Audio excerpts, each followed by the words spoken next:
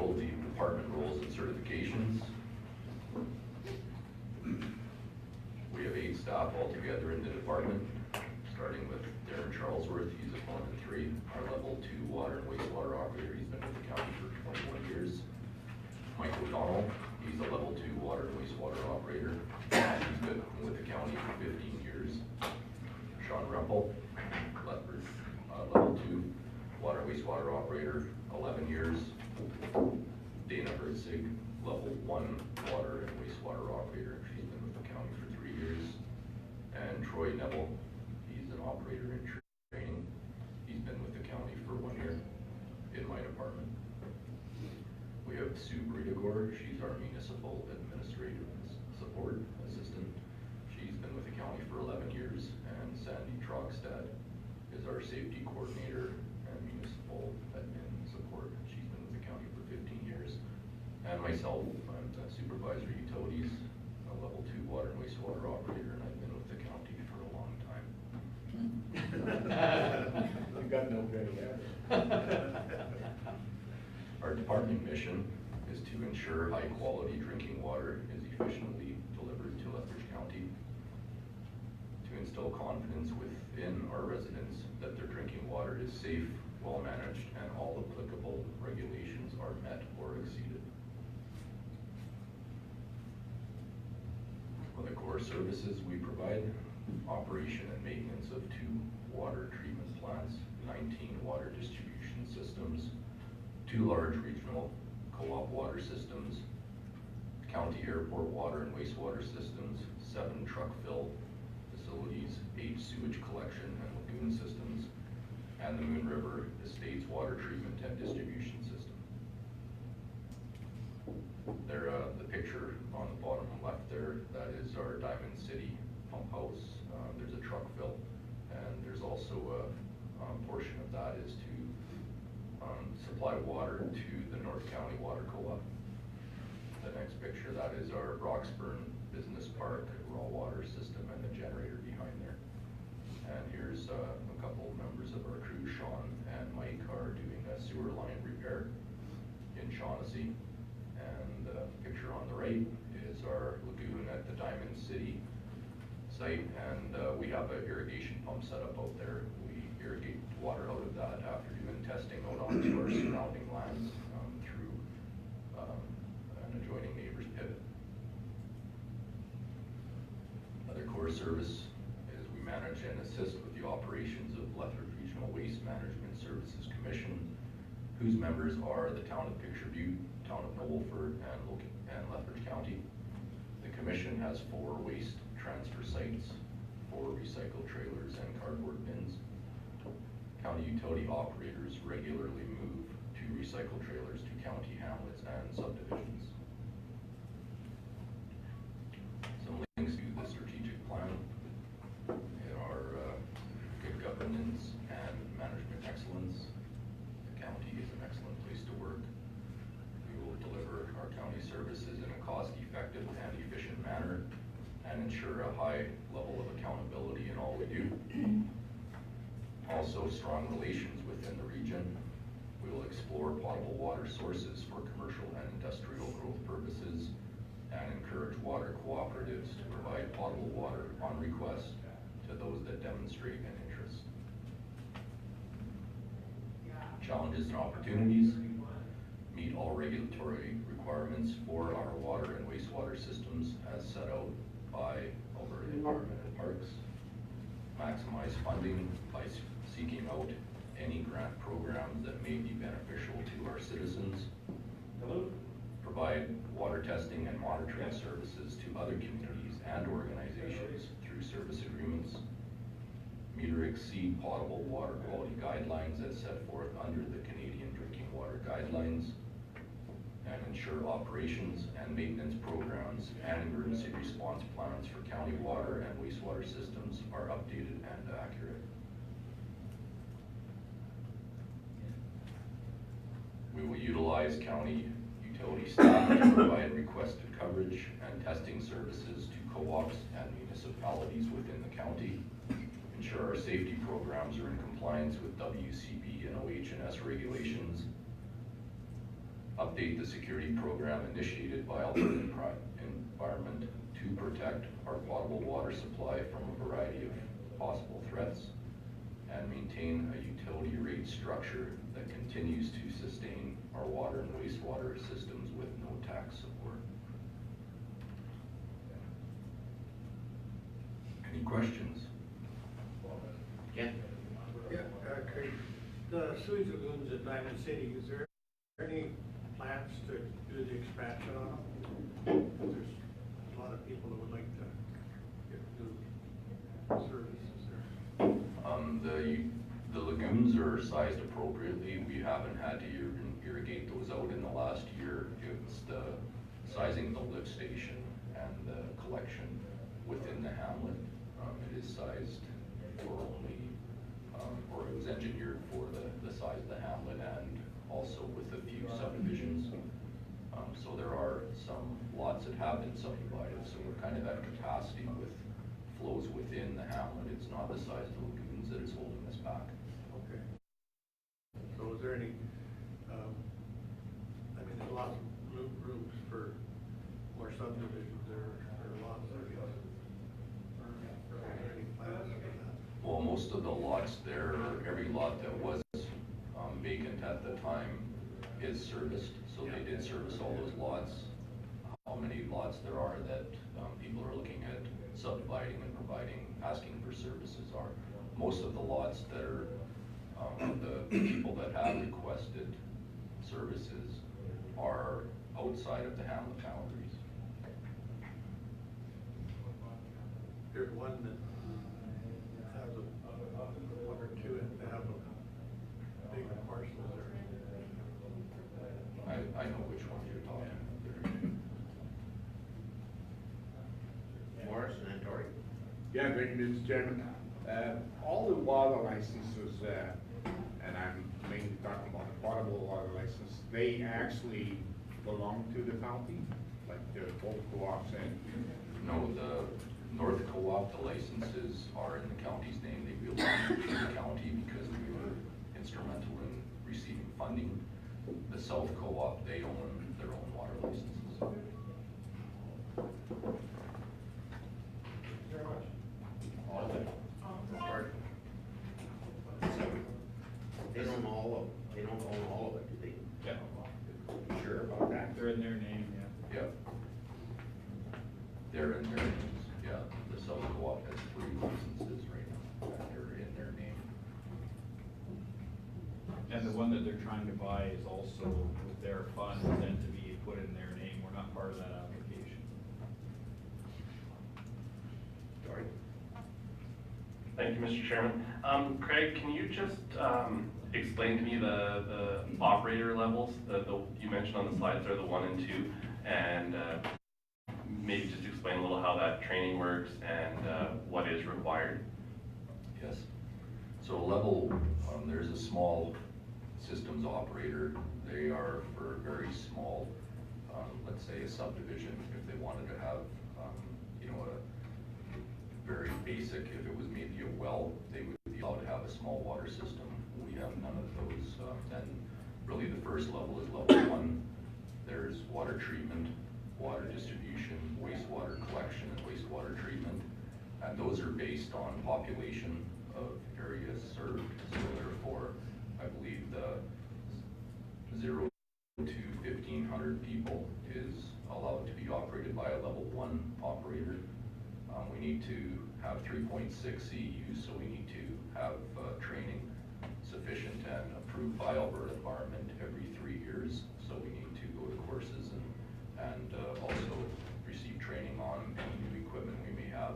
So that is level 1, and level 2 is from 1,501 up to, I believe, 15,000 people. So that's why we have, even though most of our facilities are under the 1,500 range, we take and add them up as a whole, or as a you know, as the county. And so that's why we have level 2 facilities. There's also the complexity of the systems. So if we don't have any level 2 water treatment plants anymore. We're only making water at 2 facilities, which are level 1s.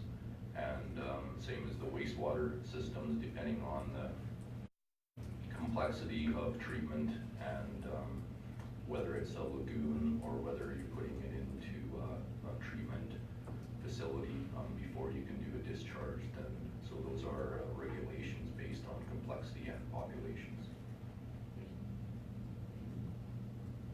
Any other questions? Steve? Is the Monarch water system, is that close to being open? And was there money in the budget or the RFP or extra money to take the water tower down at all? We went online with the Monarch water system on Thursday last week, and so that is all operational now. Okay. Yep, and we were still running the truck fill off of the tower to assist with draining the tower, and so we just went online with the truck fill this morning. And there was a request, I know that we did an RFP for the water tower for the contractor that was doing the installation, and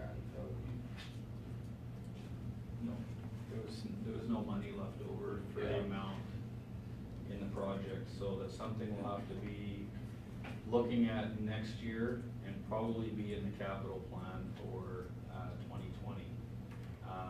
There are some components in there that we may be able to salvage, at least get the salvage, but we have to write a proper tender for that. We had requested the contractor give us a quote while they were out there working, that they have the people to do the demolition. There is also some of the residents have made a request to try to salvage it, so, and leave it as a landmark, which, again, we should do our public consultation and ask the question, is it something that those residents want to pay for or not? Because those costs start, as the water tower isn't in use, it needs paint, it needs cathodic protection from, to prevent it from corroding, it needs all sorts of other things, maintenance of the property.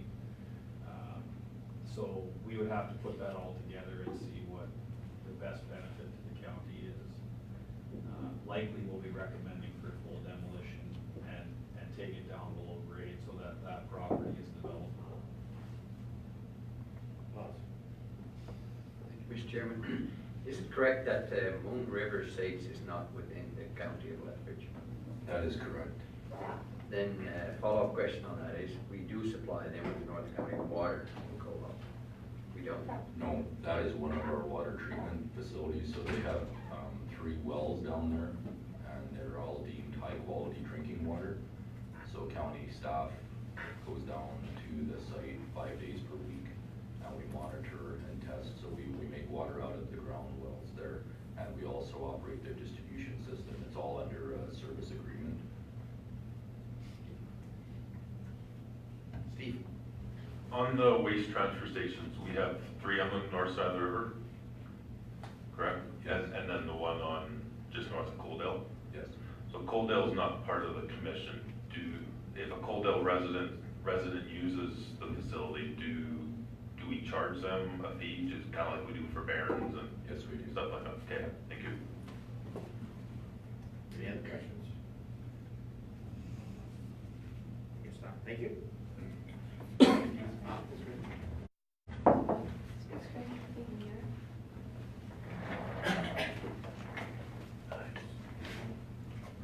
Just while we were on break there, I'll let council know I handed out page 58 for your capital budget binder. It was just a correction.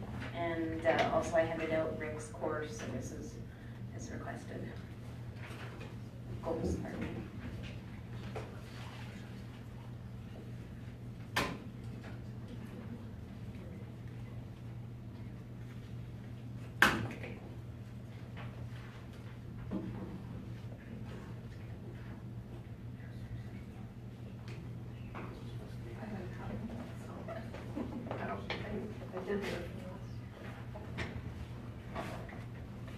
Good morning. Good morning. Good morning. Good morning.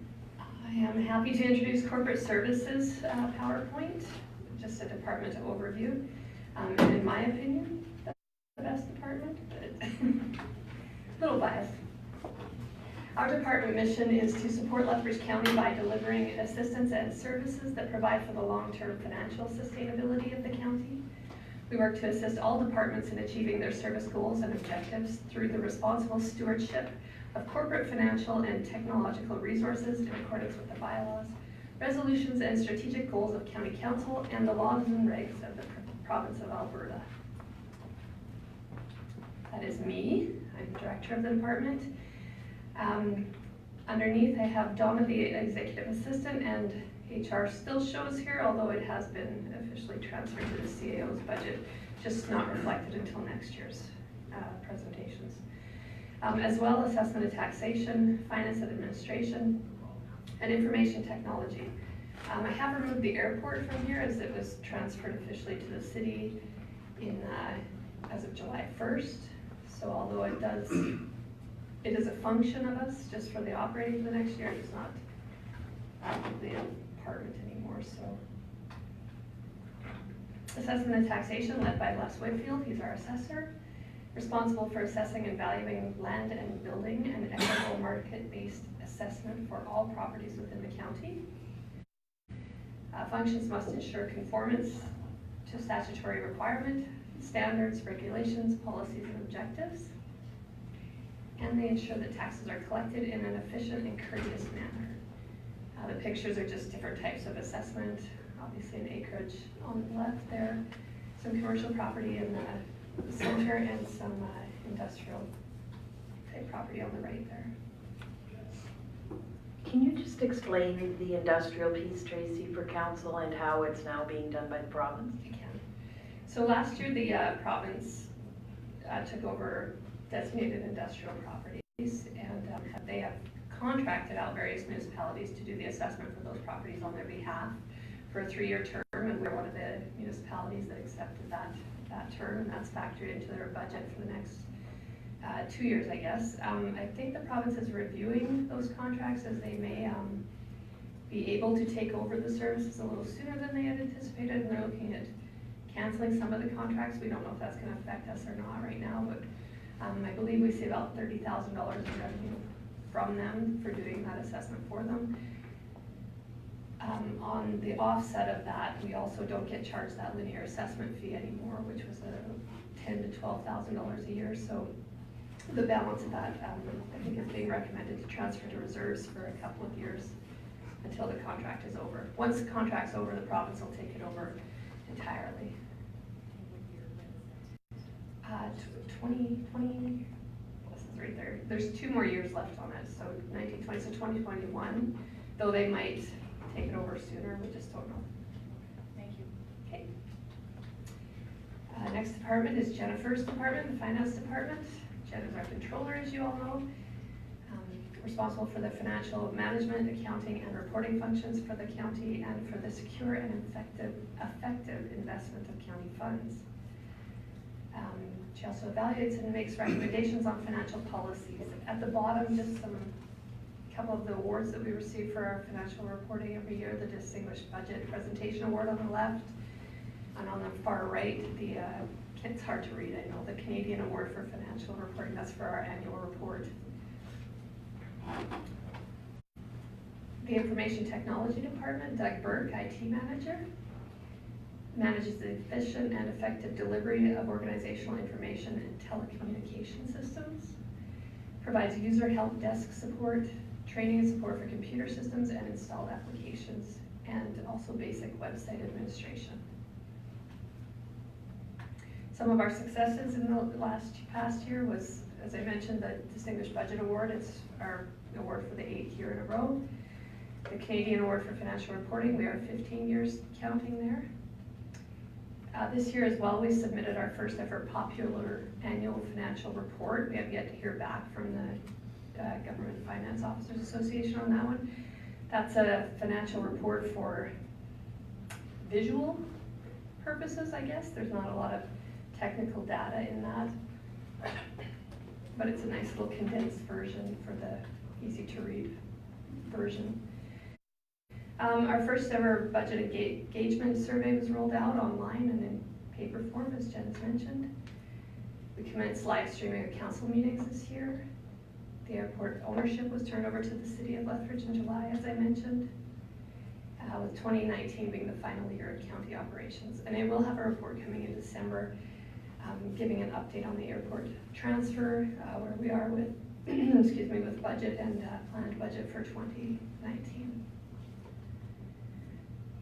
Some of our department challenges and opportunity, consistent increased administrative requirements, meeting new regulations such as the MGA modifications, the linear industrial tax changes like I mentioned, balancing the demands of the budget with the expectations of the citizens and council, retirements and succession planning, and the increasing demands of high-speed computer usage and file storage. And that's all I have. Now each of my department heads are going to present their department overview in a little more detail, unless you have any further questions for me. So, Tracy, you had mentioned the popular, whatever you called it. The popular annual report, I think. Yeah. Annual financial report. Mm-hmm. So, like, who gets that and what's its real purpose? I don't quite follow that. So that's a program put on by the GFOA as well. Our annual report is the quite detailed one. The popular annual financial report is they're encouraging municipalities to produce a report that is extremely user-friendly, so it's a lot of visual. It's quite a condensed version of the annual report, but it's a lot of visual, like a lot of charts and graphs, and just supposed to be easier for the everyday citizen and user to understand and follow, and just if they want snapshots of it, which is why it's called the popular annual report, I guess. It doesn't take as long to prepare, but Brady put that together this year, and it's kind of been a goal of our department for a couple, 2-3 years now. Just we finally Brady sat down and was able to put that together for us. But yeah, if we it was sent out by email to everybody. I don't know if you had a chance to look at it, but it's a completely different version of our annual report, basically meant for the layperson to read and understand, I guess, in pictures instead of numbers and words. So, this is 3 kind of reports you do, like, you do the one for the budget and the one for financial records and this one now. Okay. So what kind of time does that take to produce all 3 of those? Well, I guess it's ongoing throughout the year. The budget, as you see it in your binders this morning, is prepared in the format that is submitted. So, I mean, that saves time right there. Jen does do some tweaking after the budget's approved to include some finalized data and whatnot for submission. But basically, it's produced as we're rolling this out. The annual report, I would say, is kind of, well, it's pretty time consuming at the end of the year once everything is rolled up. I couldn't tell you exactly on hours what it takes her. She's compiling things throughout the year. There's a report submission from me, one's prepared from you for Anne. Just the compiling of it. The popular report, I don't think took her that too much longer to produce that, but all within her time frame. She wasn't working any overtime. Nobody was doing that to prepare it, so. The popular report could be used as a public engagement and information piece as well, correct? So it's not just submission for the possibility, it's also something that we could use to engage the public. Yep, yeah, exactly. Jen? Just to add to that, a lot of the information in each of the documents is shared between the 3 as well, so there's some time savings there, and also having Maddie on board has helped with some of the graphics and stuff, rather than having a finance person try to put that together. We'll throw the idea at her and she can quickly pull it together and get it back to us, so that's saved a lot of time as well. Yeah, a lot of the information is pulled from our quarterly newsletters now, our monthly newsletters, and like Jen said, back and forth, so Maddie can pull anything from our reports and use it in communication pieces for the public as well.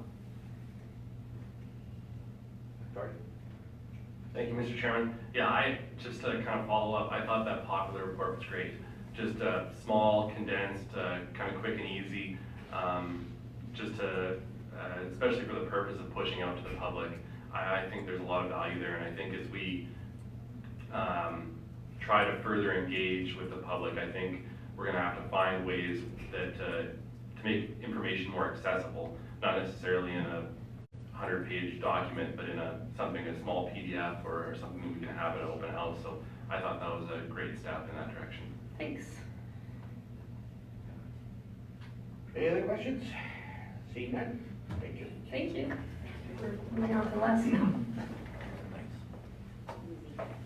I know, I saw you were ready to jump up and help, hey? See if you on the screen there, on right on.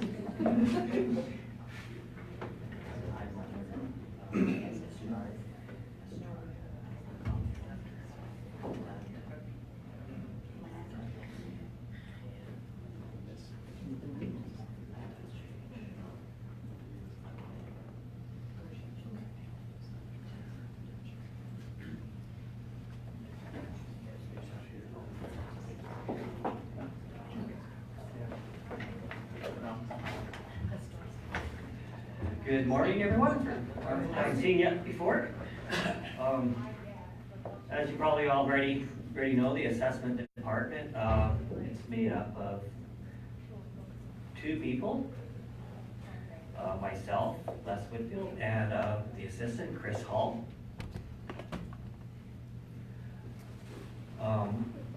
Myself, the assessor of the county, he's actually appointed the position of designated officer to carry out the duties of an assessor under the MGA. There's a bylaw that council passed, I think it was 2 years ago, that appoints me as the assessor. I ultimately carry the responsibility of doing all the reporting to the government. Chris Hall, the assistant, he's responsible to assist. He basically does annual property changes, re-inspections, and inspecting new permits. Our overall responsibility is in accordance with the Municipal Government Act and its regulations. The assessment department is responsible to determine the taxable value of each piece of property in the county. Right now, presently, we're at 8,078 parcels. Last year, we were 8,146 or something. We lost a bunch from the Coaldale annexation. I predict next year we're gonna probably lose, with their rejigging that designated industrial property, we're probably gonna lose another 200 parcels. Our mission is to annually complete within legislative guidelines a defendable and equitable value-based assessment for all property and recover property taxes within the county in an efficient and courteous manner. To deliver an effective and efficient assessment service for the purpose of revenue collection, the assessment department meets and operates the values and pillars as per the strat plan. The department's activities is the collection and management of property data. We have to annually report property assessments to the province by February 28th. For the next couple of years, we have the industrial property that has to be reported by January 31st, so they can they can send out the assessment notices on that. We produce the assessment roll for the county and mail and defend the assessment to the municipal ratepayers. Taxation is the process of applying a tax rate or mill rate to a property's assessed value to determine the taxes payable by the owner of that property. The tax rate is established from the budget approved by council, divided by the taxable assessment base. Basically your total municipal budget divided by the taxable assessment gives you the tax rate. Property assessment tax notices are mailed in May after council passes the tax rate bylaw. An assessed person has 60 days to appeal their assessment, and the taxes are due on July 31st. There are currently 4 classifications of property assessments legislated under Section 297 of the Municipal Government Act. This is just that's the Municipal Government Act right here. And this is the regulations, 2 biggest pieces of legislation governing property assessment.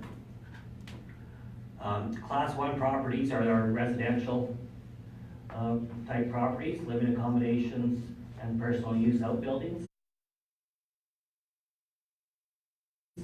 This This represents about 52% of our assessment base. These are just a couple of houses. This one still under construction. Last year I had just the shell up, but not done yet. And this was another one that was finished off this year. It's actually for sale right now. You can buy it if you have a couple million. Our class 2 is a non-residential assessments. This includes the linear property, the oil and gas, which basically is the designated industrial property now, and the commercial industrial use properties. This represents about 34% of our assessment base. Designated industrial properties are about 17% of the assessment base now. So that's what's going to be turned over to the province, or they're going to be responsible for assessing. Class 3 is the farmland. There's our pasture, dry land, and irrigated land. It represents about 8% of the assessment base. And class 4 is machinery and equipment. Properties that's machinery and equipment is defined as an integral part of an operational unit used in the manufacturing process. This represents about 6% of our assessment base.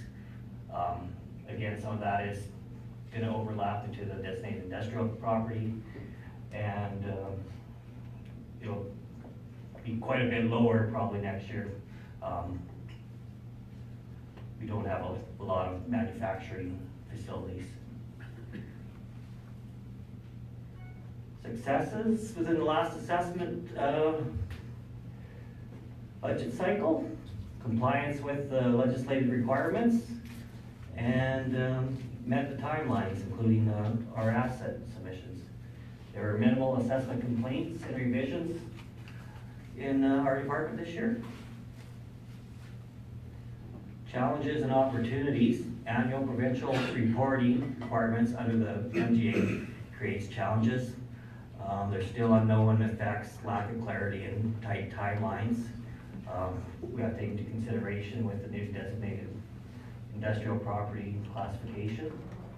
Depressed resource sector, depleted petroleum fields, and uncertainty of new taxes at all levels are some examples that negatively impact the non-residential assessment base.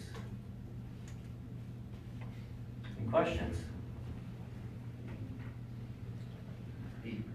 On the designated industrial, the province will take it over to assess them, but will the municipalities still receive the tax revenue from those? Yeah, basically all the province is gonna do is, they'll be responsible for conducting the changes, reassessment. They'll send out an assessment notice in March to the designated industrial properties, which is before even we send out ours. So they also get 60 days to appeal, but they'll have their assessment notice quite a bit earlier, even before they get the tax bill. So that will speed things up, make things a lot easier. So they'll pay their taxes directly to the province? No, they'll collect us. They'll send us, they're gonna streamline it, I guess, somewhat too by companies. So, like when I said, we're gonna lose a couple of 100 parcels or whatever because that's designated industrial property. They're gonna report it by owner, so CNRL, instead of getting 100 tax notices for 100 well sites, they'll get one tax notice with all their well sites on it. Okay. So that's where we're just gonna lose. We're not gonna lose the assessment, but we are gonna lose the property counts. Thank you, Mr. Chair. On the same topic, is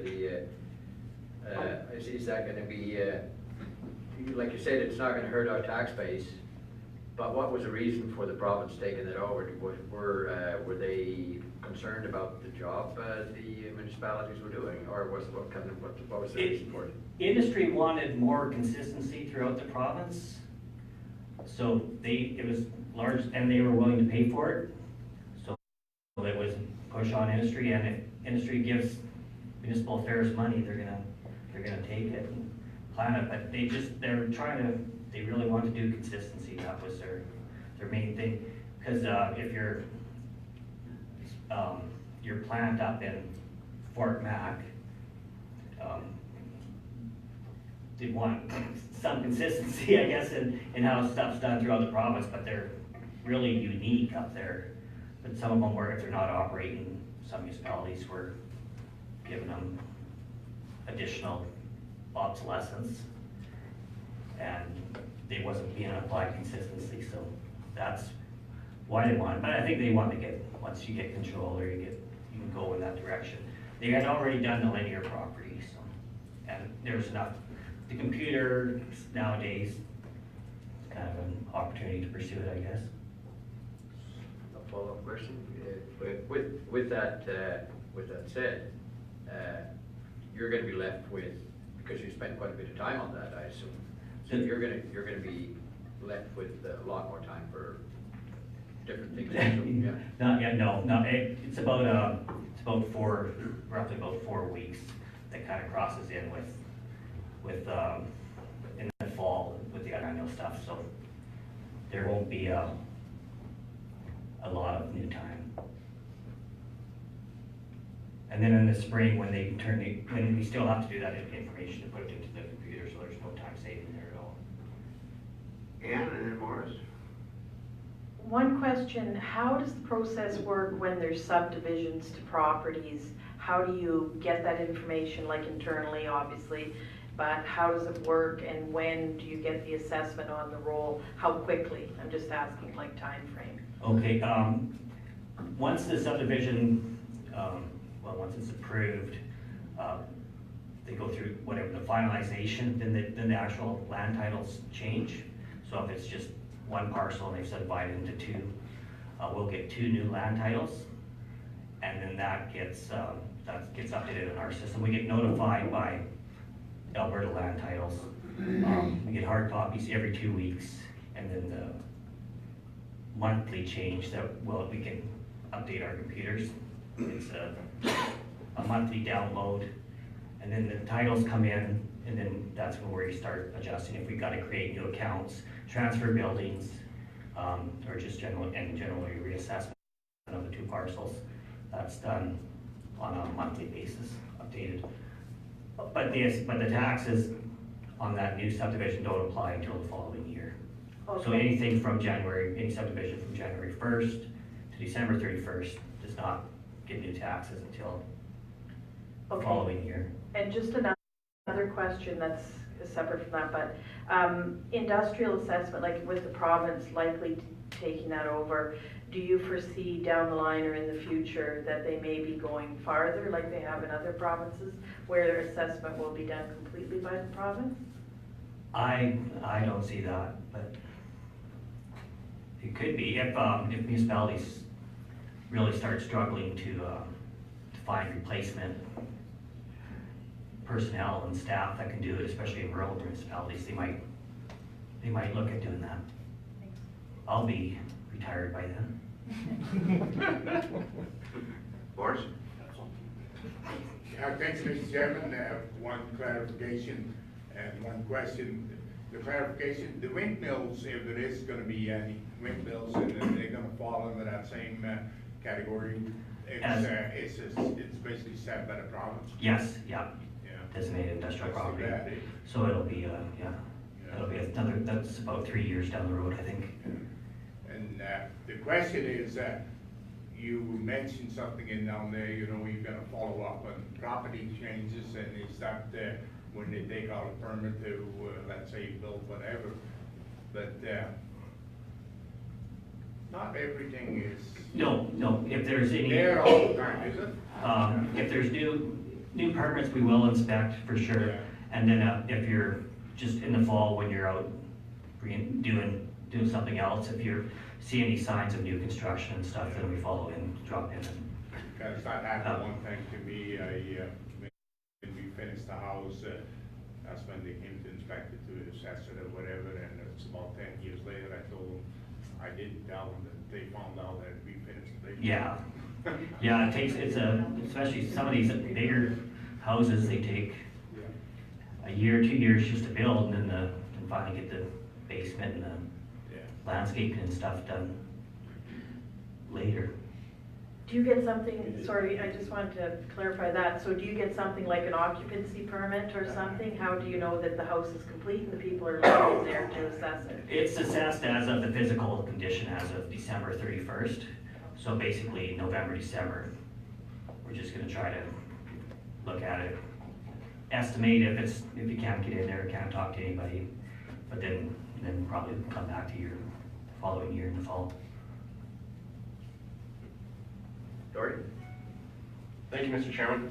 Les, can you just, kind of a bit of a follow-up to what Claus asked, with the province and with annexation, with changes, and I think you also spoke to it in your challenges and opportunities, just maybe your role changing a little bit, how you fulfill that because of the demands being placed on you. How do you see the demands on your department changing going forward? Do you see it, you're having less work in some areas, but with growth, is that keeping pace, or how do you see the demands on your department changing? Yeah, the growth and the relations is pretty steady, because you're always gonna have a lot of these houses get removed, yard sites are still getting cleaned up.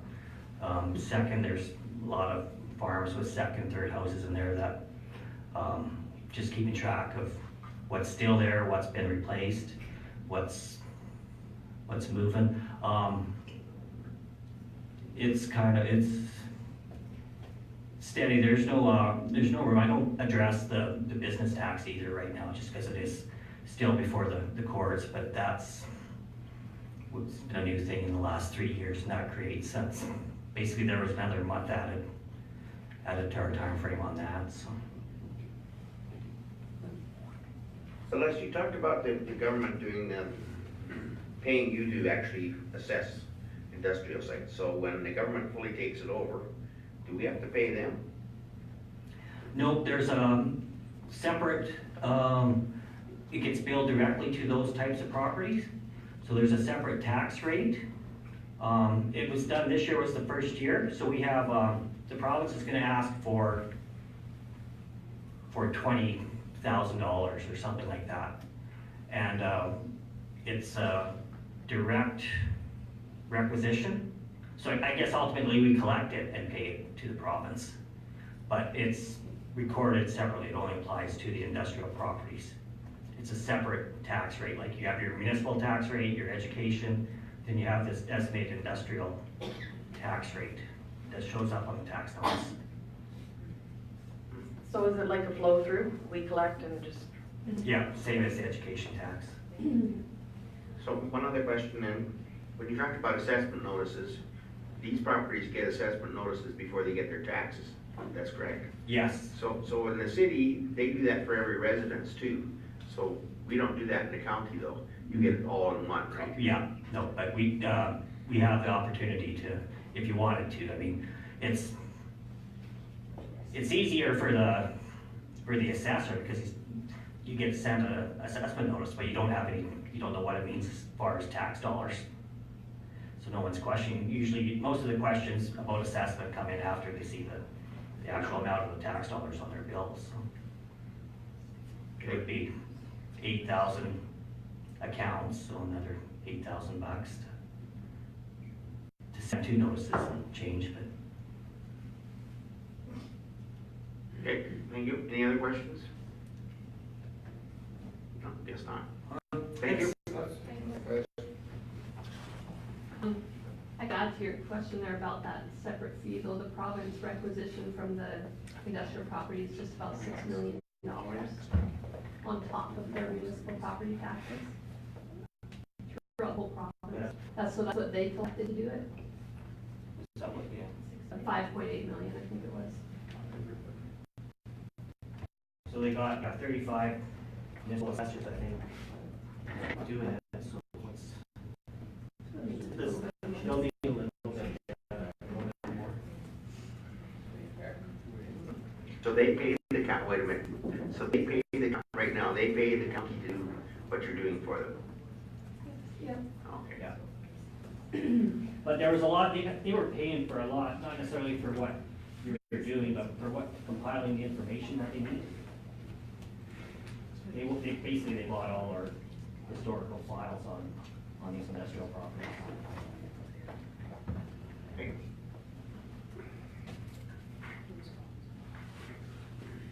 Claire? Okay, so I'll present the finance and administration presentation. So here's a org chart more or less. It includes Tracy and Donna. Currently HR, portion of HR's costs are also under the finance and administration, but they now report to the CAO directly. So the green part there, which is myself as the controller, Brandy, finance assistant, Sarah, benefits and payroll administrator, Kennedy's the tax and utility clerk, Matthew's reception and accounts receivable, and Amelia is our grant and emergency services administrator. And Amelia's position is also still shared 50-50 with the emergency services department. So our mission in finance and administration is to provide the appropriate controls and measures needed to manage the county's resources and to provide accurate financial information for council and administrative financial planning decisions. We link to the strategic plan through the good governance and management excellence. The county is an excellent place to work. I want to ensure a high level of accountability in all that we do. And the county is viewed as the pride of the region inside and outside the organization. So we meet the needs of the public accountability and the citizens within that strategic goal. And under financial sustainability, increased revenue is secured for infrastructure where we can, primarily roads and bridges through grants and other sources. Our core services include customer service, financial services, payroll, accounts receivable, utility accounts receivable, accounts payable, and grants administration. So myself, we all have a number of duties. So basically I'm here to maintain and ensure accuracy and integrity of the county's accounting records, monitor and report on budget performance, responsible for the budget document, as well as financial statement preparation, county investments, oversee Amelia on the grant applications and projects. I am part of the asset management team for the county, and then assist other municipal departments with all of their financial related needs.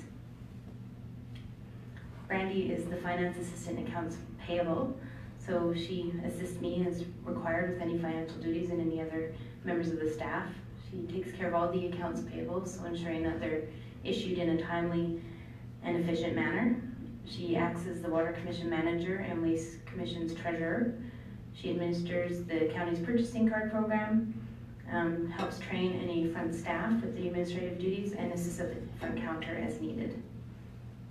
So just as a note there, in 2017, the county issued just shy of $32 million in payables, and up into November of this year, we were just over 26 million. So a good portion of that, of course, is related to the Market Access Network program, but it's a big job. There's a lot of invoices coming in and out. So Sarah, she's the payroll and benefits administrator. So she's responsible for the payroll, bi-weekly payroll for all employees and counselors within the county. She oversees the records for the new hires, seasonal retirements, terminations, and all other related payroll documentation. She manages all the withholding and submission of the federal and provincial payroll deductions. And she administers the county's pension and benefits plan. So Kennedy, a tax roll utilities clerk, so she works with Les on the taxes. So that includes filing tax and land file information. She does tax sale auctions, titles, all of that stuff, produces tax certificates as required, updates tax roll information as required, monitors the tax arrears, and assists with all the sale processes with Les. She does the invoicing for the county's utility services, maintains and terminates customer accounts as required, ensures that things are collected in a timely manner, and she's also one of the county's 4 safety auditors. Just again, as some notes, as of November, 129 tax certificates have been issued, and I know Les mentioned we have 8,000 accounts, but that's actually about 10,000 notices that go out each year when you start sending them out to mortgage holders and if there's more than one property owner on an account. So, and 680 utility accounts are invoiced monthly through Kennedy's department. So Matthew is our reception and accounts receivable clerk, so he is the first point of contact for the county in most cases, on the phone or at the front desk. He does the county's invoicing for sales of goods and services. He monitors the AR accounts and manages all the collections of the accounts, which he does a pretty good job at. He directs and assists incoming calls for all of the departments, provides front counter assistance, which isn't just taking payments. He does fire permits, tax and utility payments, map sales, dust control sales, and general inquiries as they come in. He does the opening and closing of the office daily and the deposits for the county, and he is the supply purchaser for this office. So in 2017, the accounts receivable invoicing, which at this point still includes the airport, was over 8 million, and to date it's over 15 million, but a lot of that is with the Malloy drain. We're billing out 2/3 of that to Coldale and SMRID, so that's part of that 15 million as well. And grants and emergency services administrator. So Amelia is really great at administering all of the grant applications and writing the grant applications for the county. She ensures they're complete and detailed. She has developed some great networks with the grant administrators within the province and federally. She researches all potential grant funding options, and she often gets calls from the public. In fact, we just had somebody in here last week with regards to the disaster services application and just wanting some information. Amelia is always good at helping there. She also completes the financial reporting annually that's required for the grants, and she oversees the county's insurance program. So the department successes, as mentioned in Tracy's report, we are one of 7 Alberta rural municipalities to prepare the annual report, which is approved by GFOA International, and we've been the recipient for 15 consecutive years, and we are an 8-time recipient of the Distinguished Budget Award for its triannual budget document, and we are one of 5 in the province to receive this award. Other department successes this year, as Tracy also mentioned, this was our first year submitting the annual popular annual financial report, so we're very hopeful we will also receive an award for this and for our last year's report. And we did our first public engagement with the budget, so we had our budget survey and rolled that out. Maddie and I are currently working on the citizen report. After having our meeting and presenting to council, that was one of the recommendations, so we're just pulling that together and we'll have that out shortly. A few extra things that our department is proud of is I currently sit as the Vice President on the GFOA Alberta Board. The Director of Corporate Services and the Finance Assistant sit on the Communications Task Force for GFOA Alberta. And the Tax Utility Clerk is the Health and Safety Auditor for the county, which I mentioned. And a lot of our team sit on several committees, so Joint Health and Safety Committee, Wellness Committee, Social Committee, and the Employment Recognition Committee are a few of the ones we sit on. So our department challenges, maximizing grant funding opportunities. We want to ensure that we're accessing and using everything that we can. Working to ensure the county receives the best rate of return on their investments. So we do that through, we send out a proposal, a request for investment rates annually.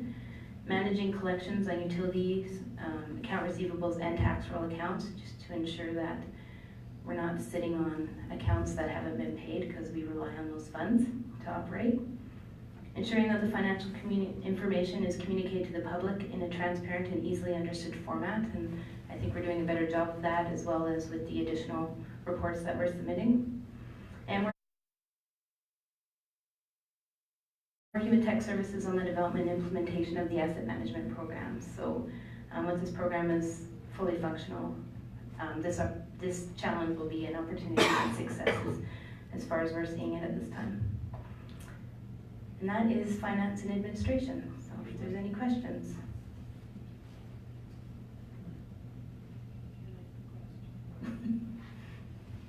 That's all that's left over at the end of the year? Yeah. Okay. Thank you. Okay, thank you. Thanks, Jen. Very good. And just have Doug left for corporate services. Not just. Your computer's not working. No, it's not. Yeah. There's His a is flash. contest for a free donut, closest to guess exact dollar amount. Oh, and that question mark?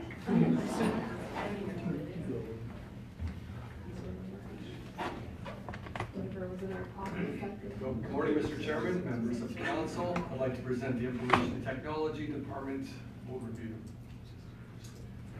Information technology is widely known as IT, not it, but IT. IT is a network of devices which are connected with each other, which process data into useful and meaningful information. We look after, excluding the airport, we look after roughly 8 servers, over 100 computers, laptops, over 110 mobility devices, cell phones, tablets, and various software platforms and solutions. Our department staff is myself as the IT manager, and I have one direct report, George Ellis, as our computer technician.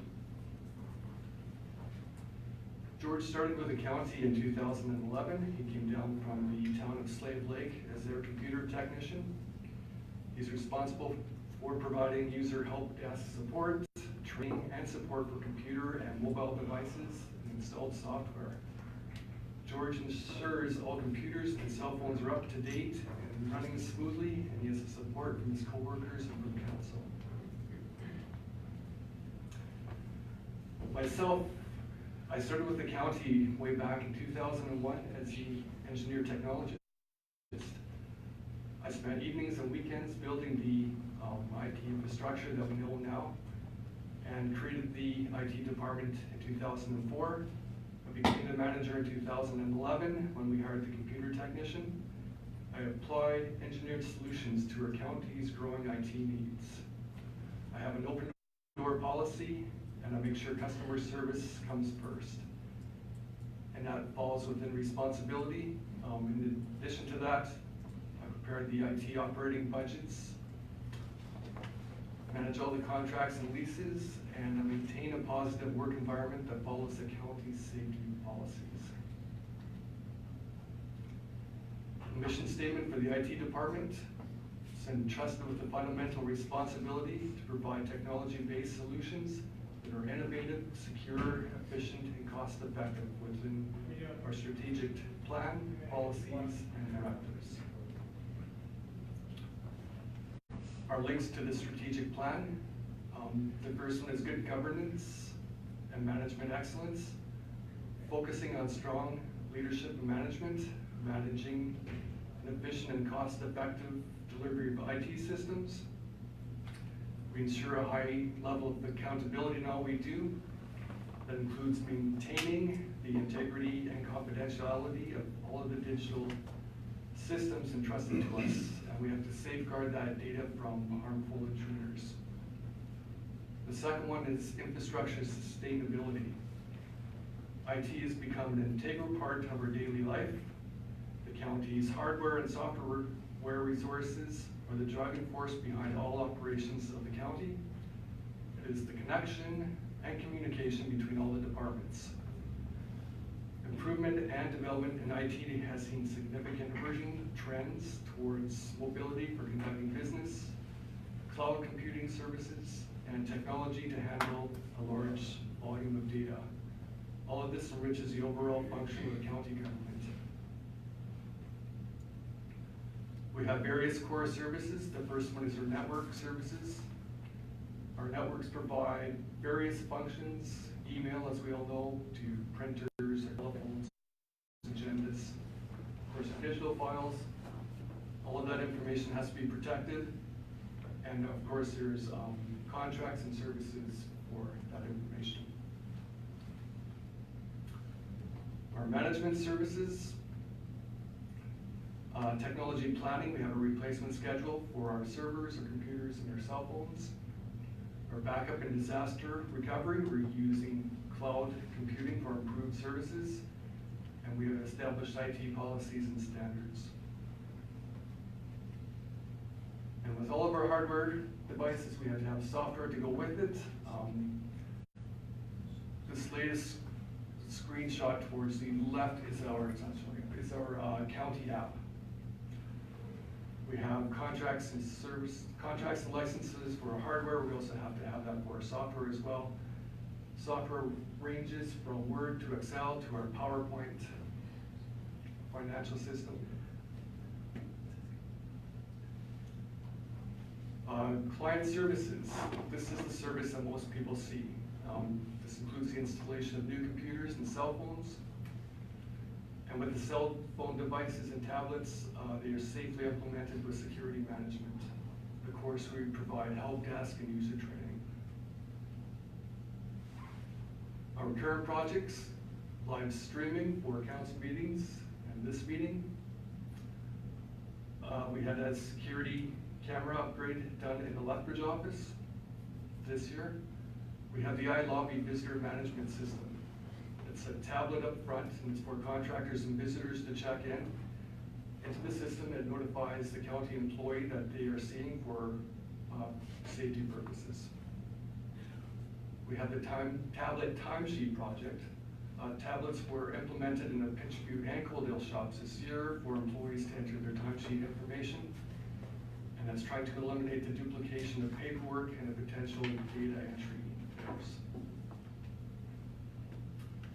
Successes for this year, again, using cloud solution for improved backup and disaster recovery solutions, improved internet services at the Pitchview shop. That was also done for the tablet timesheet project. And again, security camera upgrade in the Lethbridge office and live streaming. Challenges and opportunities.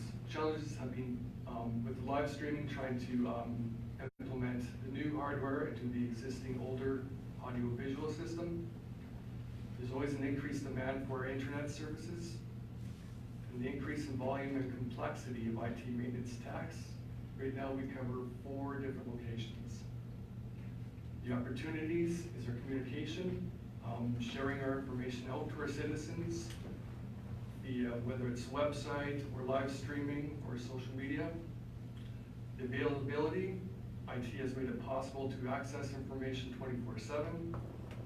Technology improves our daily work duties. It allows us to move physical hard copies into the virtualized world, and it's easier to access and search for information. And a final note, in the world that we live in today, people just can't live without their technologies. Whether it's their phones, computers, we see everyone on their cell phones, wherever we go. Dennis Shigematsu, our former county manager, recently had a presentation at the library on Iran, and even there we could see the locals using their mobility devices in the most remote areas. Technologies have slowly taken an essential part in our day-to-day lives, whether it's home or work, and being without them, for some of us, would be unmanageable. Questions? Any questions? Bob? Thank you, Mr. Chair. You guys, of course, have a lot of familiarities with other MDs and counties and stuff like that. Do you ever get together that you connect with we're doing this or we're doing that, and you can learn from each other or things like that? Mr. Chairman, I'm with it's known as the VISA group, and it's a connection of all, not just municipalities in Alberta, but Western Canada, and we meet once a year. That's what we discuss about what works for us, what doesn't work for us. I stay in touch with the manager with the city of Lethbridge, Calgary, Edmonton. So yes, thank you. Okay, any other questions? Guess not. Thanks, Doug. Thank you.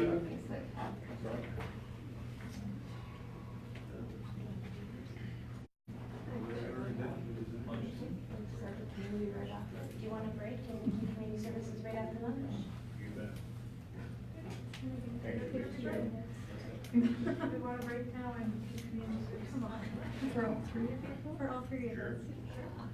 We're going to. Well, unless you guys want to go into it now and get it all done, and then go for lunch. We could start some capital this afternoon Hillary as says well. she's gonna talk really fast. Is that the last one? We don't care. There's 3 left. Three left, wow. Okay, got 2 minutes, go. So I'll do that and then we can turn around the other day. Saying lunch, Well, I'm just thinking Lunch? we should still have time to start capital even. okay. Get a head start on it anyways if you want this afternoon. Luigi's North. Are we going to Luigi's North? Yes. Yeah, sorry, Mark, as you can see, it was close there.